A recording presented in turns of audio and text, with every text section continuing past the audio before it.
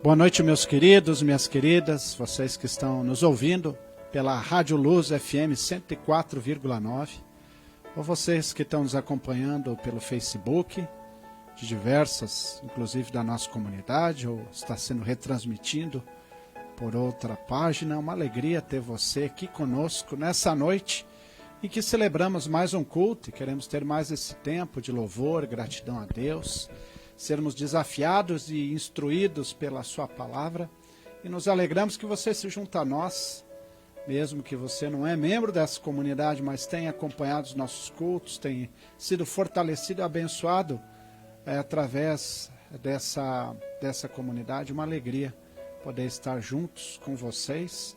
Desde já gostaria de incentivar você a trazer o seu pedido de oração. Você pode publicá-lo no Facebook ou mandar no WhatsApp da nossa comunidade, que está logo abaixo aí do vídeo. Você pode ver através do número, que você possa então também ter esse tempo que queremos ter juntos de intercessão, de agradecer a Deus pelas graças recebidas e saber que nele nós podemos confiar. Eu gostaria de iniciar esse culto nessa noite com uma leitura bíblica do livro de Paulo aos Colossenses, no capítulo 1, versos 15 em diante. É uma belíssima descrição a respeito de Jesus, de quem ele é, das suas obras e daquilo que ele fez e tem agido nesse mundo. Esse que vai ser o centro da nossa reflexão, já nos preparando para essa mensagem. Ele, aqui se referindo a Jesus, é a imagem do Deus invisível, o primogênito sobre toda a criação, pois nele foram criadas todas as coisas, nos céus e na terra, as visíveis e as invisíveis. Sejam tronos, sejam soberanias, poderes ou autoridades, todas as coisas foram criadas por ele e para ele. Ele é antes de todas as coisas e nele tudo subsiste. Ele é o cabeça do corpo, que é a igreja, é o princípio e o primogênito dentre os mortos, para que em tudo tenha a supremacia. Pois foi do agrado de Deus que nele habitasse toda a plenitude e por meio dele reconciliasse consigo todas as coisas, tanto as que estão na terra quanto as que estão nos céus, estabelecendo a paz pelo seu sangue derramado na cruz. Interessante porque Paulo olha para Jesus e ele percebe alguém muito maior do que um simples profeta, do que alguém que fez milagres, curou, do que boas palavras de ânimo e encorajamento. Aqui, através do apóstolo Paulo, nós temos a descrição de Jesus como alguém que estava com Deus, está com Deus e sempre estará com Deus, aquele que faz parte da Trindade, aquele que era, que é e aquele que há de vir. Ele que é o cabeça, ele que é a imagem do Deus invisível. Todas as coisas foram criadas por meio e através dele e para ele. E ele é o cabeça, ele é o princípio. E foi do agrado de Deus que nele habitasse toda a plenitude, porque por meio dele, da sua obra, do seu corpo, do seu sacrifício, da sua vida, ele reconciliou todas as coisas consigo. Reconciliou o mundo, reconciliou a você e a mim. E essa é a grande mensagem do Evangelho, que em Cristo nós somos reconciliados com Deus. Eu convido você fechar seus olhos e termos uma palavra de oração para iniciarmos esse culto nessa noite. Deus bondoso, querido e amado Pai, nós te somos gratos pelo teu amor em nossas vidas. Nós te agradecemos porque podemos crer em Jesus Cristo como com alguém realmente poderoso e grandioso. Muitas vezes temos uma falsa impressão de um Jesus frágil naquela cruz, aonde ele pôde não manifestar o seu poder, mas ao contrário, ele foi para a cruz voluntariamente. Ele morreu voluntariamente, ele se entregou voluntariamente. E aquilo que pareceu a derrota foi a sua vitória, porque através da sua morte de cruz ele ressuscitou no terceiro dia. E através da sua ressurreição, ao vencer a morte, ele pode nos conceder a vida, derrotar a morte e o pecado. Nós iniciamos essa celebração nessa noite, esse culto, não em meu nome, o nome dessa igreja, mas no nome de Deus que é Pai, Filho e Espírito Santo, e que está aqui conosco nessa noite, está em cada lar, que está com o seu computador, a sua televisão, o seu rádio ligado, para ouvir essa mensagem de graça e esperança. Pedimos ao Pai que o Senhor traga o renovo, a esperança e fortaleça a nossa fé, diante de tudo aquilo que vamos ouvir nesta noite. Assim te pedimos, fica conosco no nome de Cristo Jesus. Amém. Queremos ter esse momento agora também de louvor e gratidão. E a primeira canção que nós queremos cantar, convido você a cantar junto conosco. Abaixo, né, no vídeo temos a letra. Né, se você está ouvindo pelo rádio, sabe ela de cor. O nome da música é Cantarei Teu Amor. Para sempre, ela nos lembra dessa gratidão que podemos ter a Jesus, pelo seu imenso amor por nós. Cante conosco essa canção em espírito de adoração, de louvor a Deus.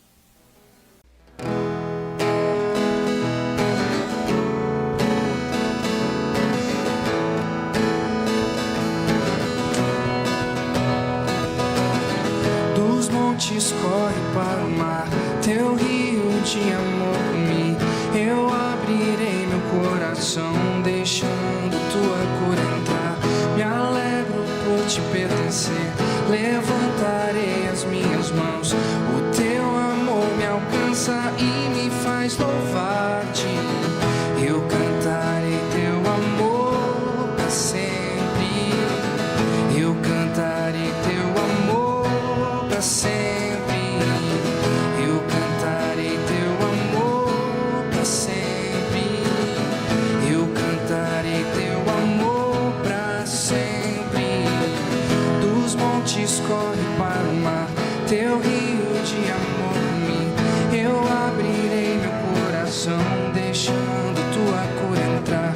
Me alegro por te pertencer, levantarei as minhas mãos. O teu amor me alcança e me faz louvar-te. Eu cantarei teu amor para sempre. Eu cantarei teu amor para sempre. Eu cantarei teu amor para sempre. Eu cantarei teu amor para sempre. Meu coração exulta, de alegria eu canto. Se o mundo conhecerá-te, ele se encherá com a tua alegria. Eu cantarei teu amor para sempre. Eu cantarei teu amor para sempre. Eu cantarei teu amor para sempre. Eu cantarei teu amor para sempre. Eu cantarei teu amor para sempre. Eu cantarei teu amor para sempre. Eu cantarei teu amor para sempre.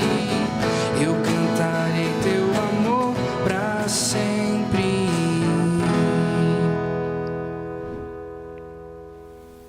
Queremos continuar esse tempo de louvor, de adoração ao nosso Deus. Queremos cantar a música que fala que muitos virão te adorar. Essa é uma canção que nos lembra da visão de João diante do trono, onde estava sentado Jesus, o trono da história do universo. E ele canta sobre esse belo momento em que todos estarão ali reunidos para adorar e engrandecer o nome do nosso Deus. Cante junto conosco essa canção, já nos preparando para o nosso tempo de mensagem aqui. Muitos virão te louvar.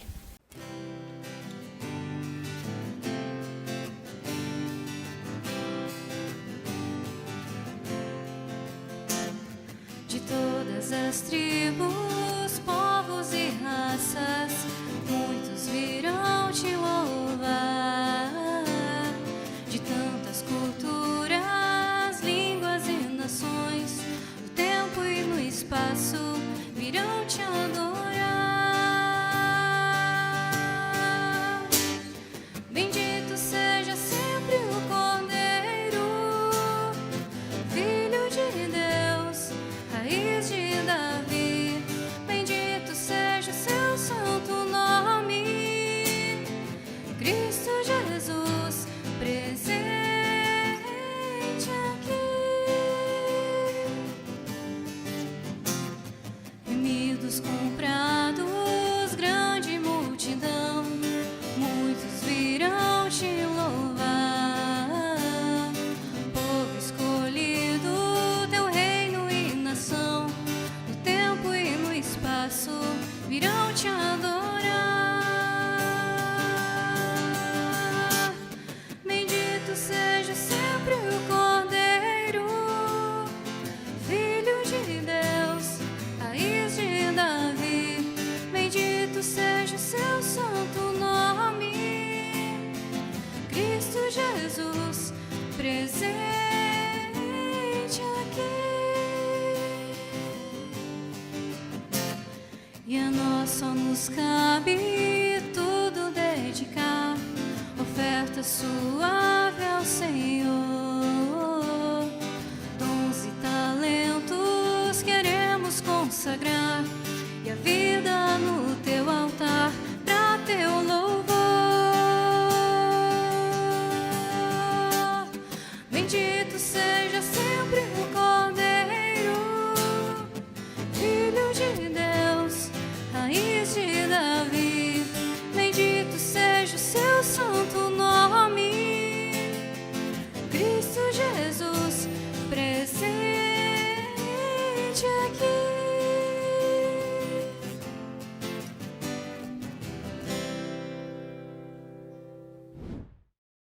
Queremos ter esse nosso tempo de reflexão da palavra dessa noite. Queremos olhar para a nossa realidade, a nossa história.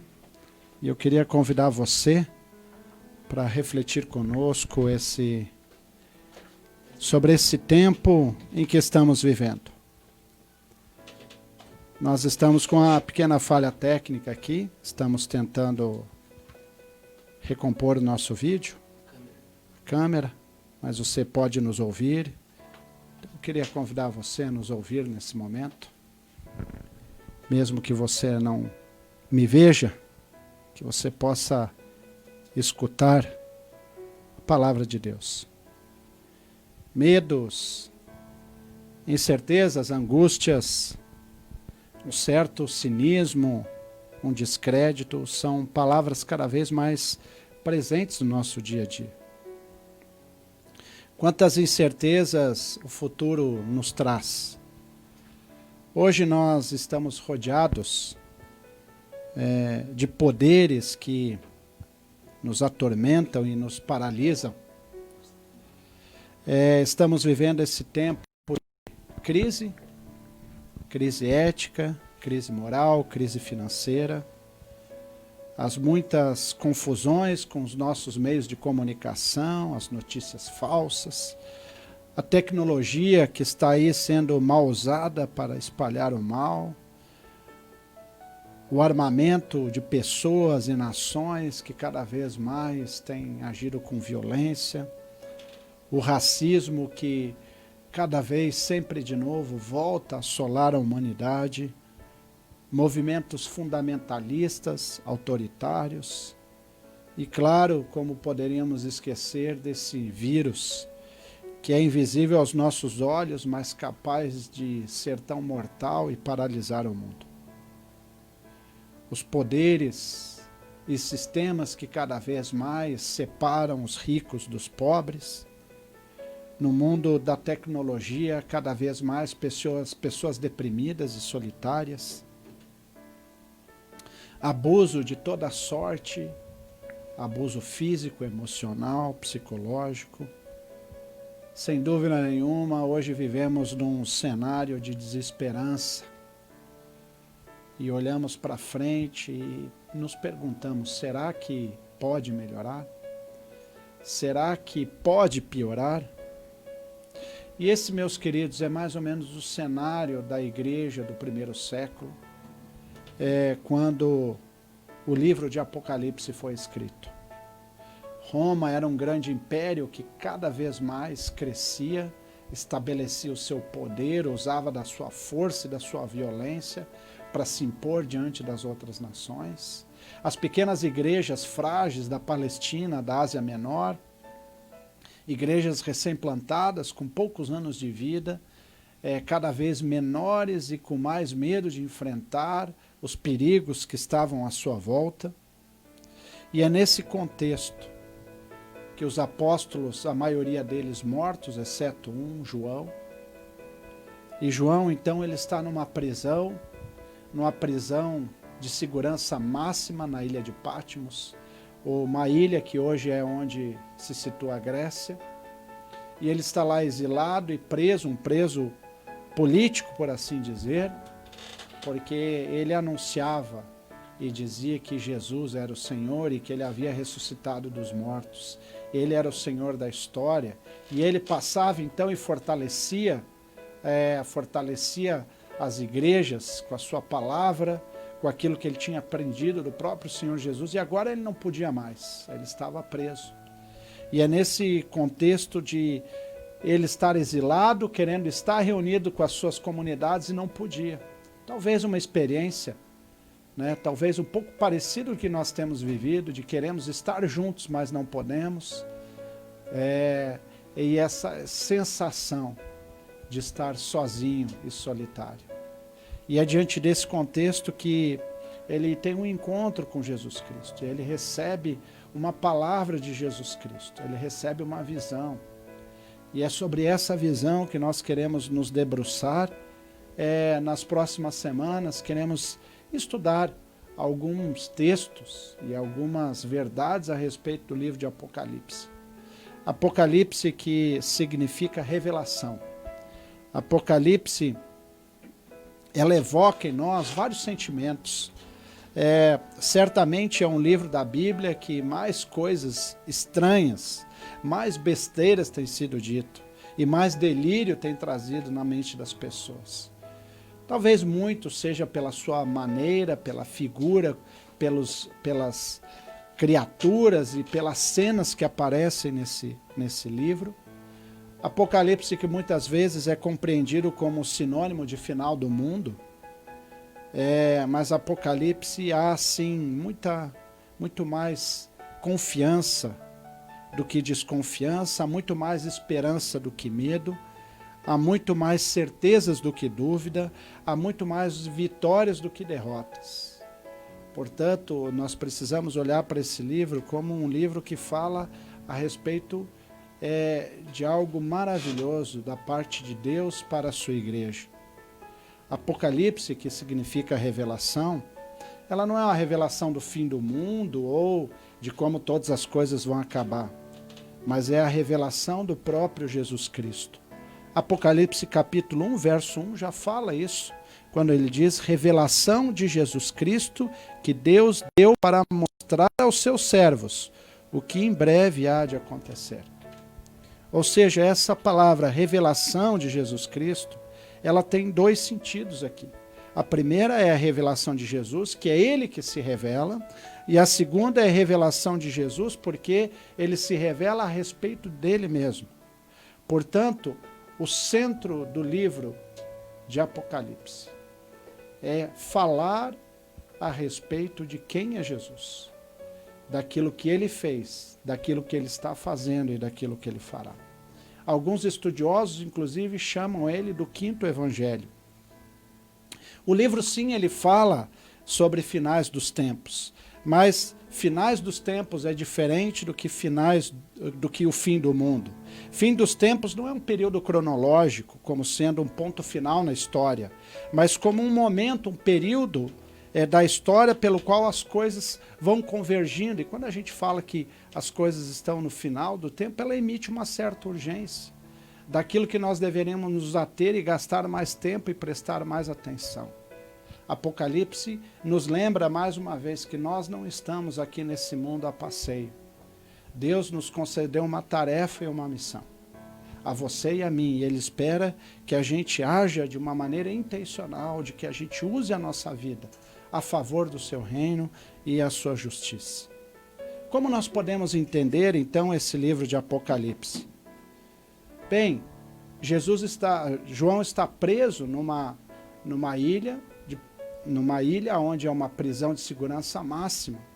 E à medida que ele recebe essa revelação de Jesus, ele precisa passar pela censura, ele precisa fazer essa visão que ele tem a respeito de Jesus chegar nas igrejas. E para que ele vença a censura do Império Romano, para que ele consiga passar dessa carta, da cadeia até chegar nas comunidades. Então ele usa essa forma simbólica, ele usa essas metáforas, essas figuras, que são figuras do imaginário, né, dragões e serpentes, para que as pessoas olhassem para esse texto e pensassem assim, bom, esse homem aí já está delirando, já está ficando louco. Não há nenhum risco, não há nenhum perigo para o império que a gente divulgue essas histórias. E assim ele consegue então passar os seus escritos e chega até nós hoje. João, ele tinha um outro desafio. E esse desafio era que ele precisava então colocar certos enigmas, certas formas de entender essa carta de tal maneira que as pessoas do outro lado conseguissem entender e os leitores conseguissem ler essa história e eles conseguissem compreender a mensagem dessa história.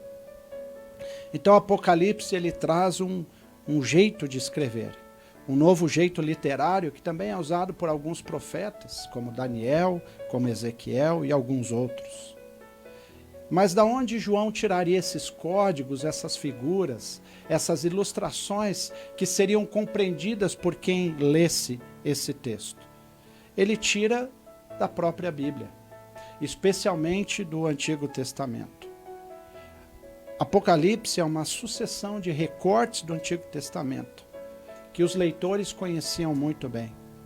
Vejam, o Apocalipse tem 404 versículos. E ele faz citação a 518 trechos da Bíblia, especialmente do Antigo Testamento. Não é à toa que Apocalipse se encontra no final das Escrituras. Não é porque ele fala só das coisas que vão acontecer no futuro, mas é que para a gente entender bem Apocalipse, nós precisamos conhecer bem o restante da Bíblia, porque ele fala de praticamente todos os ensinamentos que a gente contém no Antigo Testamento e no Novo Testamento. Então era de tal forma que quando os leitores eles olhavam para essa carta e eles identificavam alguns elementos do Antigo Testamento, é como se eles lessem essa história de Apocalipse e eles pensassem assim, eu já ouvi essa frase, eu já ouvi esse versículo, só que em outro livro. E aquilo servia como referência para eles poderem acessar a mensagem que João está querendo trazer. Então João se utiliza de números, de figuras, de símbolos e de imagens para explicar o que ele queria dizer. Os números, eles não são números, eles são conceitos, as cores são conceitos. Mas é interessante que muitos desses números e desses conceitos, eles são entendidos à luz do próprio Apocalipse ou à luz das outras passagens. Essa linguagem profética, essa linguagem apocalíptica que nós lemos, ela nos lembra de que nós precisamos olhar para Apocalipse como se fosse uma grande poesia. Na poesia, nós precisamos entender a ideia principal. Nós não nos atemos aos detalhes da palavra. É como se nós olhássemos para uma grande floresta. E quando nós olhamos para uma floresta, nós identificamos algumas coisas comuns.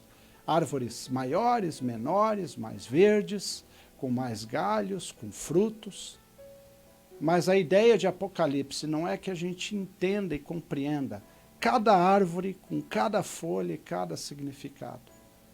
O convite de Apocalipse é para olharmos para as grandes figuras e percebermos, sim, a grandeza de Jesus em cada uma delas. Portanto, Apocalipse precisa ser visto e lido de forma panorâmica. Precisa ser visto de uma maneira mais distante para que a gente possa compreender o sentido dessas figuras e num todo. Então, o propósito de Apocalipse, e é o que nós queremos olhar nas próximas semanas, é reanimar a esperança de uma comunidade cristã frágil e em perigo. Apocalipse não apresenta nada de novos assuntos relativos à fé em Jesus Cristo. Todos os assuntos trazidos em Apocalipse podem ser encontrados nos evangelhos, nas cartas do Novo Testamento, nos textos do Antigo Testamento. A diferença de Apocalipse para os outros conteúdos na Bíblia é a forma e a abordagem que ele revela a respeito de Jesus. E é nesse contexto da esperança ou da desesperança que é escrito Apocalipse. A esperança surge quando não há nenhuma possibilidade humana.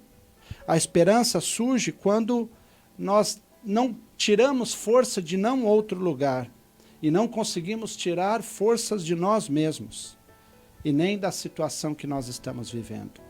A esperança surge, ela preenche o vazio entre a promessa e o cumprimento. Então a esperança não é uma expectativa, mas ela é uma possibilidade real, daquele que aguarda na certeza de que aquilo vai se cumprir. Portanto, quando lemos Apocalipse, nós lemos na certeza de que a verdade a respeito de Jesus já foi cumprida e nós vamos desfrutar dessas promessas em nossa vida. Apocalipse, ele faz uma belíssima descrição a respeito de Jesus. Jesus é o centro do livro de Apocalipse. Cada parte do trecho revela algo a respeito de Jesus. Sem Jesus, nada pode ser entendido do livro de Apocalipse. Talvez esse seja a grande desgraça da interpretação de Apocalipse. Quando se olha para os elementos periféricos, para aquilo que não é importante, e nos esquecemos do centro, do cerne, da essência do livro de Apocalipse, que é revelar Jesus Cristo. É interessante porque Jesus é mencionado diretamente 32 vezes nesse livro de Apocalipse. Jesus recebe 12 títulos diferentes ao longo do livro de Apocalipse. Ou seja, precisamos ler Apocalipse e nos perguntar o que cada cena, cada imagem, cada construção que é feita no livro de Apocalipse fala a respeito de Jesus Cristo. E eu gostaria então de olhar para esse texto de Apocalipse junto com você, ler Apocalipse capítulo 1, verso 1 até verso 8, esse primeiro trecho que diz revelação de Jesus Cristo, que lhe deu para mostrar aos seus servos o que em breve há de acontecer. Ele enviou o seu anjo para torná-lo conhecido ao seu servo João, que dá testemunho de tudo o que viu. Essa é a palavra de Deus e o testemunho de Jesus Cristo. Feliz aquele que lê as palavras dessa profecia e feliz aquele que ouve e guarda o que dela está escrito, porque o tempo está próximo. João, às 7 igrejas da província da Ásia, a vocês graça e paz da parte daquele que era, que é e que há de vir, dos 7 espíritos que estão diante do seu trono e de Jesus Cristo, que é o testemunha fiel, o primogênito dentre os mortos e o soberano Rei da terra. Ele nos ama e nos libertou dos nossos pecados por meio do seu sangue e nos constituiu reino e sacerdote para servir a Deus e Pai. A ele seja a glória, o poder para todos sempre. Amém. A saudação aqui da carta já nos diz que de que Jesus está sendo falado e qual Jesus é apresentado. Primeiro, Jesus é revelado como uma testemunha. Testemunha Jesus Cristo. Jesus Cristo é a testemunha fiel. Ele é o primeiro primogênito dentre os mortos e o soberano rei da terra. Ele que nos ama, Ele que nos libertou dos pecados através da sua morte, do seu sangue, Ele que nos constituiu reinos e sacerdotes para servir a Deus e Pai. Ou seja, em Cristo Jesus, nós, eu e você, recebemos uma nova identidade. Nós recebemos a identidade de sermos embaixadores, de sermos servos e mensageiros das boas novas do Evangelho, aonde quer que nós estejamos. No verso 11 ele diz, eu sou o Alfa e o Ômega. O que significa? Alfa é a primeira letra do alfabeto grego, Ômega é a última letra do alfabeto grego. É a mesma coisa que Jesus dizer o princípio e o fim, ou uma expressão que nós usamos em português, de A a Z. Significa tudo, em todos os tempos, em todas as épocas. Jesus é aquele que estava com Deus, assim como lemos em Colossenses, no princípio, na criação do mundo. Jesus é aquele que encarnou em Cristo e viveu essa realidade humana entre nós, morreu, ressuscitou, está à direita de Deus e Pai e governando sobre toda a terra. A esse Jesus, a Ele pertence a história. É uma referência clara de que Jesus é Deus, que Ele estava com Deus. E é interessante porque ele fala dessa maneira aqui, lembram dos códigos? Ele fala sobre essa expressão que remete àquele período em que Deus se apresentou a Moisés no deserto, aquele que era, que é e há de vir. Ou seja, Jesus é apresentado aqui como Deus se apresentou a Moisés. Aquele que sempre existiu, aquele que sempre existirá. Interessante porque depois a segunda referência a Jesus Cristo nesse texto acontece no versículo 12 do capítulo 1 até o versículo 18. Diz, voltarei-me para ver quem fala comigo. Voltando-me, vi 7 candelabros de ouro.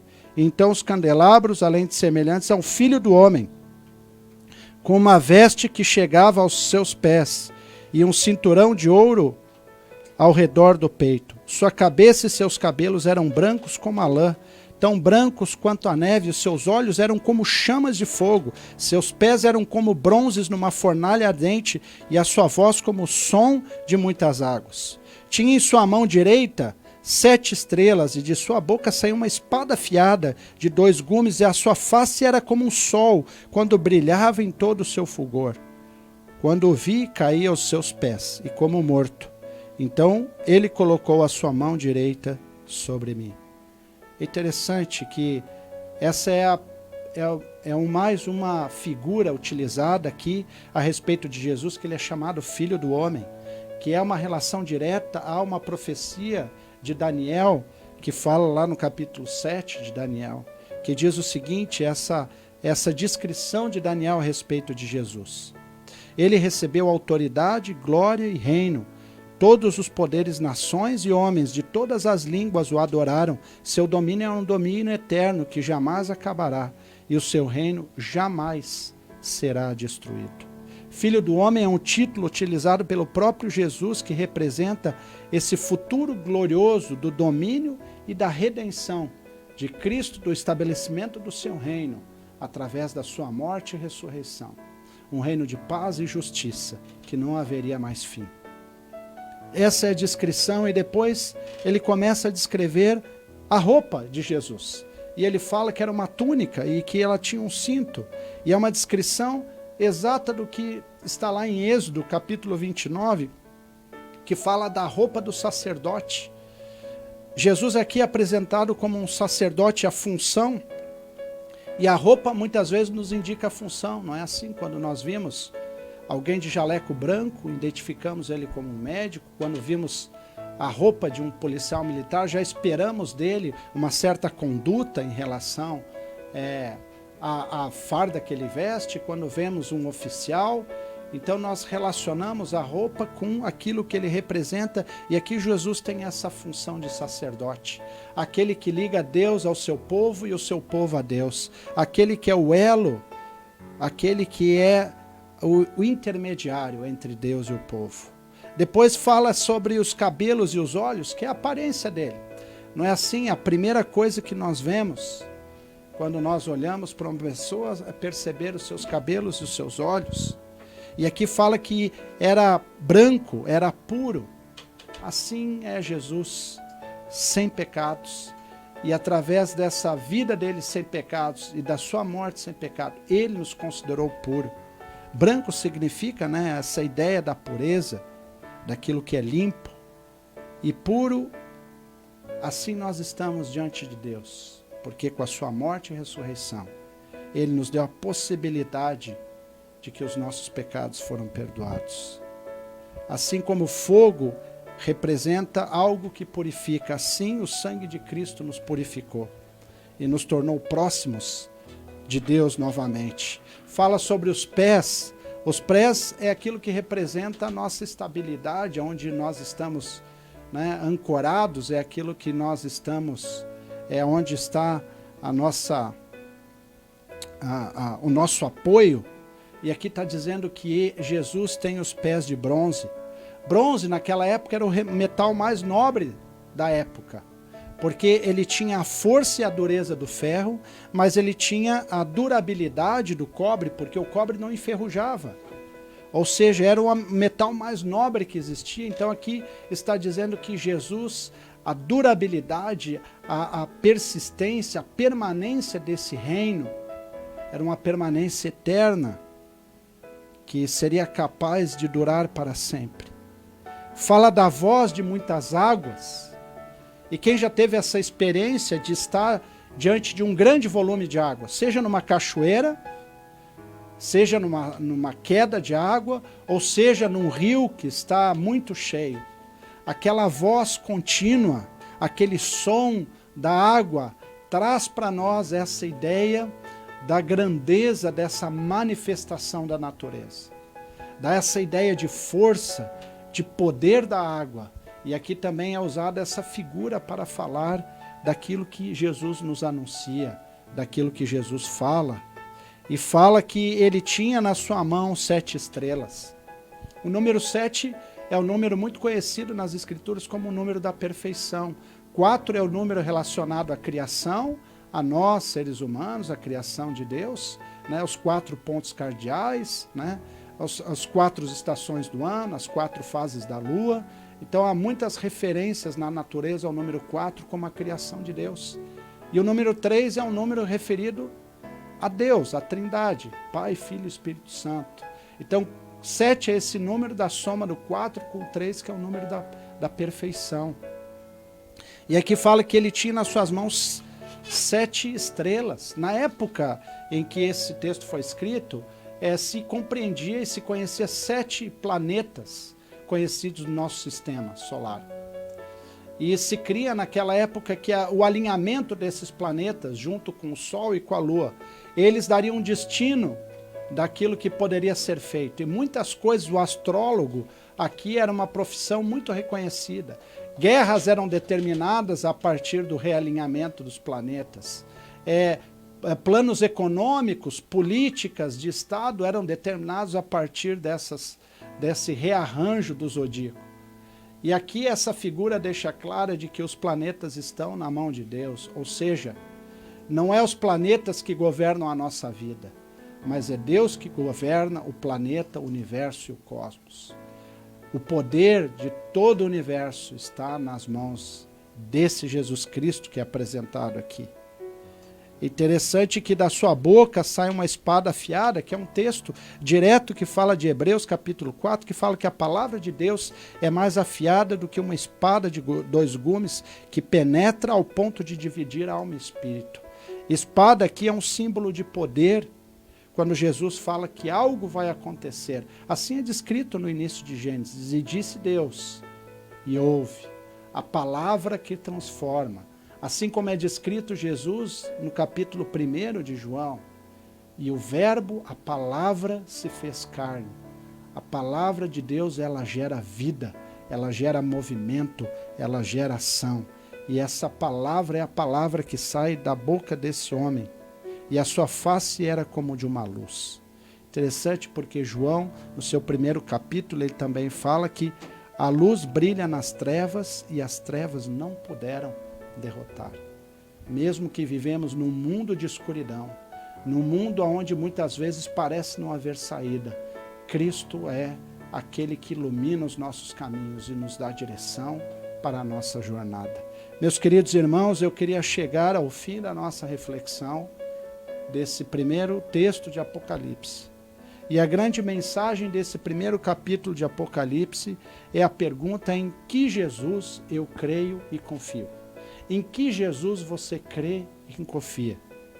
Como você descreveria a Jesus Cristo? Como as nossas igrejas têm crido em Jesus Cristo? Quem tem sido Jesus para as nossas igrejas? Como nós temos vivido a realidade da fé nas nossas comunidades, seja ela qual for? Jesus é aquele que é digno de todo louvor, de toda glória. Diante dele é que eu conduzo a minha vida. Ele é esse que a sua palavra é aquilo que vale para a minha vida. Eu creio que o universo está nas suas mãos. Ou nós cremos num Jesus distante, longe, num Jesus que a gente ouviu falar que foi um bom homem, um bom profeta. A mensagem do primeiro capítulo de Apocalipse é de um Jesus que governa a história. Um Jesus que não foi morto, mas que decidiu morrer e que decidiu ressuscitar e que através disso ele detém em suas mãos todo o controle e todo o poder. A visão que João nos ajuda a rever de Cristo, nós temos temos aqui a centralidade daquilo que nós podemos crer hoje, apesar das circunstâncias. E eu gostaria de encerrar com o versículo 17, que diz o seguinte: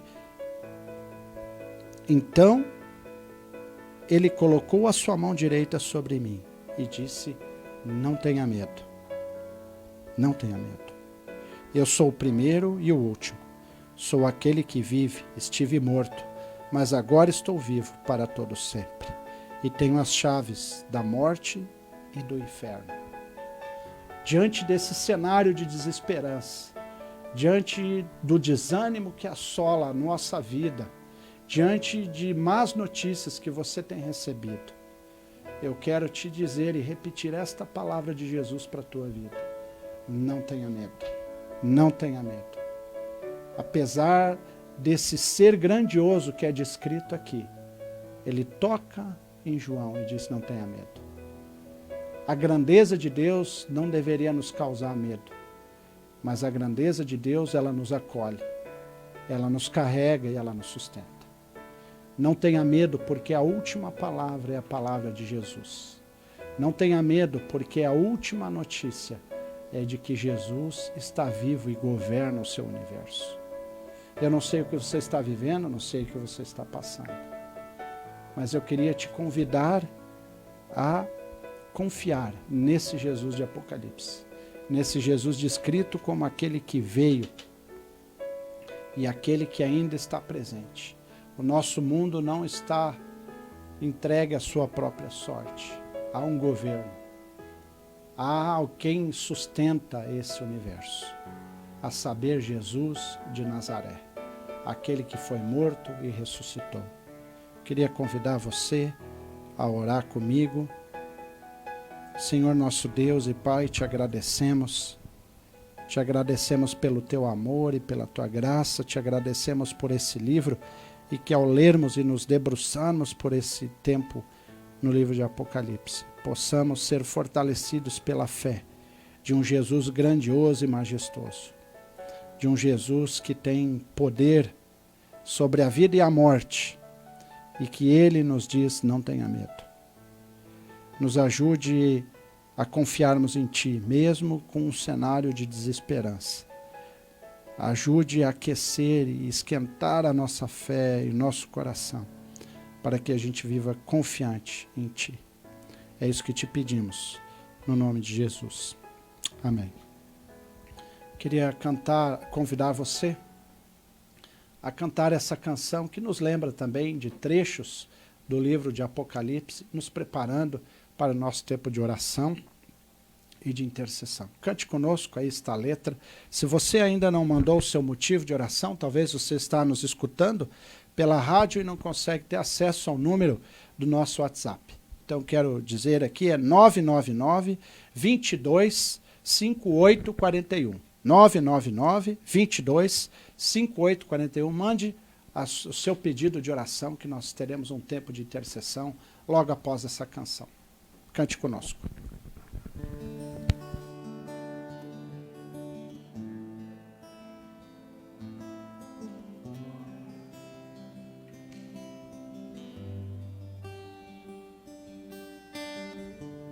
Digno Cordeiro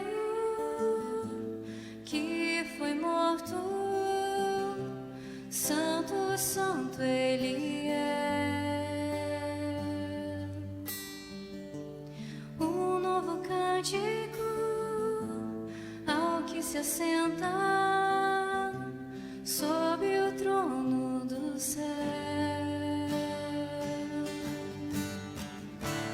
Digno Cordeiro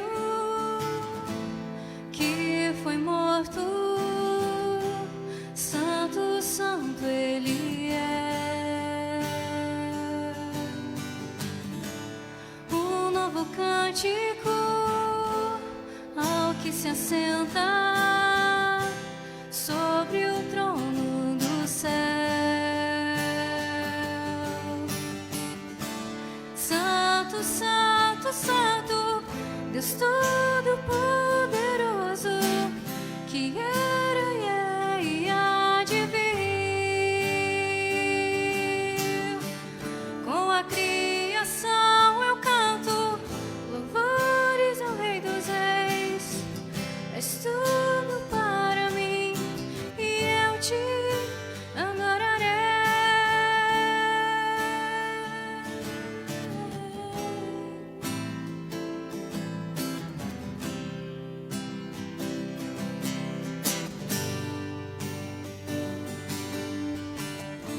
Está vestido do arco-íris, sons de trovão, luzes, relâmpagos, louvores, honra e glória, força e poder para sempre, ao único Rei eternamente. Santo, santo, santo, Deus Todo-Poderoso, que era e há de vir. Com a criação eu canto louvores ao Rei dos Reis. És tudo para mim e eu te adorarei.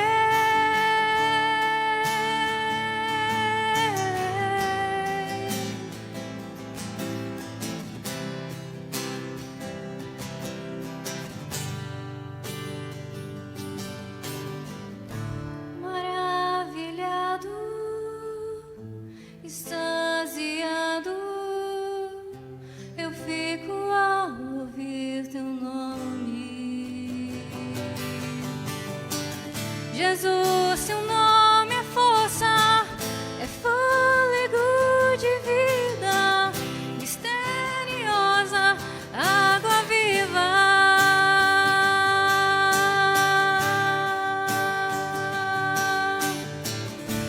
Santo, santo, santo, Deus Todo-Poderoso, que era e é e há de vir.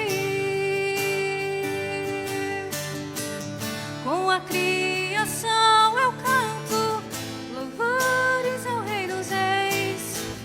És tudo para mim e eu te adorarei.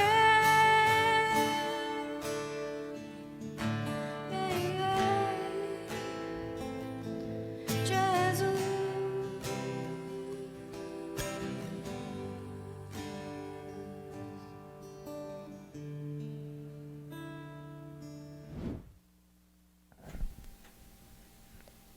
Antes de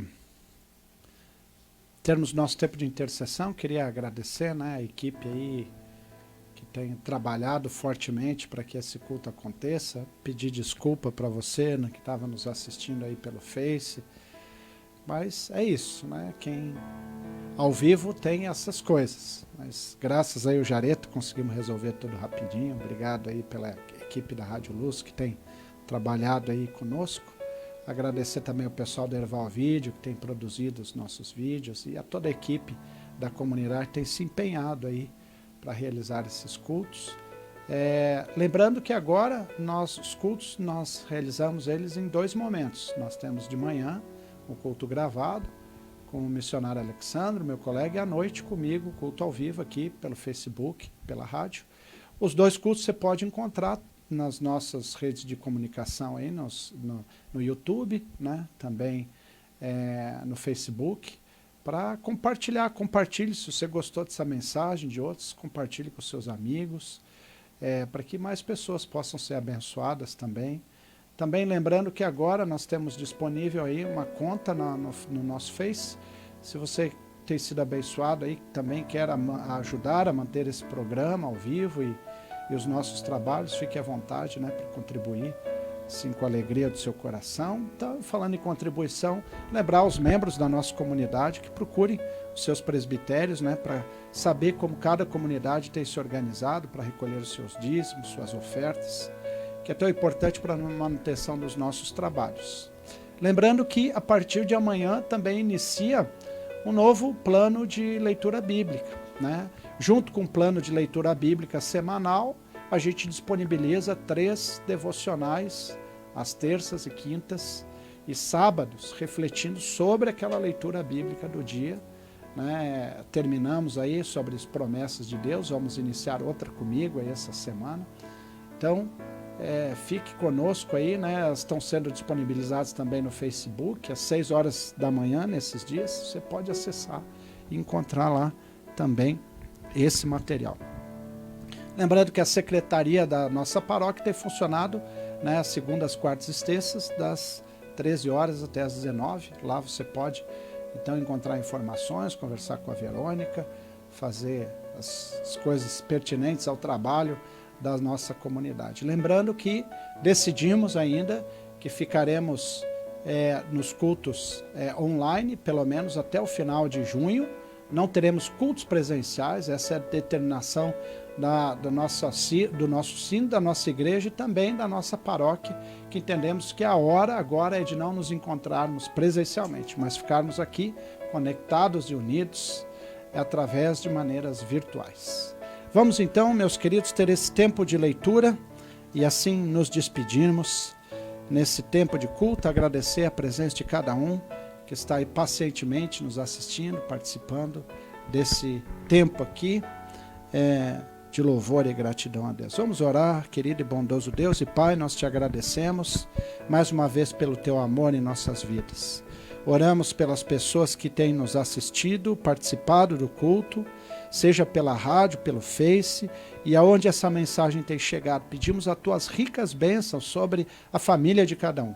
Que a tua graça e o teu amor possam ser revelados na vida deles e que possam perceber o teu amor e tua bondade na vida deles. Oramos pela sua saúde, oramos, Senhor, pelo momento que estão vivendo, pelas suas lutas, pelas suas dificuldades. Oramos pelas pessoas que estão tendo problemas de relacionamento, seja pela distância ou seja pelo excesso de proximidade. Nos dá a capacidade de nos perdoarmos, dá, Senhor, a nossa capacidade de pedirmos perdão, que a gente entenda que a tua reconciliação vale, Senhor, por os nossos relacionamentos. Pedimos pela saúde das pessoas. Lembramos da saúde do Gilmar, lembramos, Senhor, das famílias enlutadas, lembramos da família da Vale, também da família Debos, e lembramos de tantas pessoas que têm perdido os seus entes queridos e que sofrem com a solidão, com a saudade deles. Que o teu Espírito os conforte, os anime e os sustente.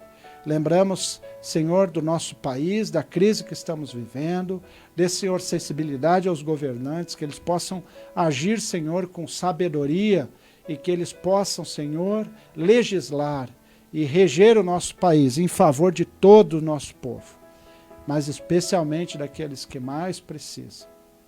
Colocamos, Senhor, todos os nossos desejos, todos os nossos pedidos diante de Ti. Resumido nessa oração, que é a oração que o Senhor mesmo nos ensinou, e a oração que o Senhor nos convida a celebrarmos como família da fé, seja onde estivermos. Ore junto conosco. Pai nosso que estás no céu, santificado seja o Teu nome e venha o Teu reino. Seja feita a Tua vontade, assim na terra como no céu. O pão nosso de cada dia nos dá hoje. E perdoa-nos as nossas dívidas, assim como nós também perdoamos aos nossos devedores. E não nos deixes cair em tentação, mas livra-nos do mal. Pois Teu é o reino, o poder e a glória para sempre. Amém. Que o Senhor te abençoe e te guarde. Que a graça do Senhor Jesus Cristo seja derramada sobre você e sobre sua família. Uma abençoada semana para você. Uma semana cheia de esperança. E nos encontramos aqui, domingo que vem. Terminamos assim com uma canção de bênção. Dá-nos esperança e paz. Um abençoado domingo, ótima semana a todos.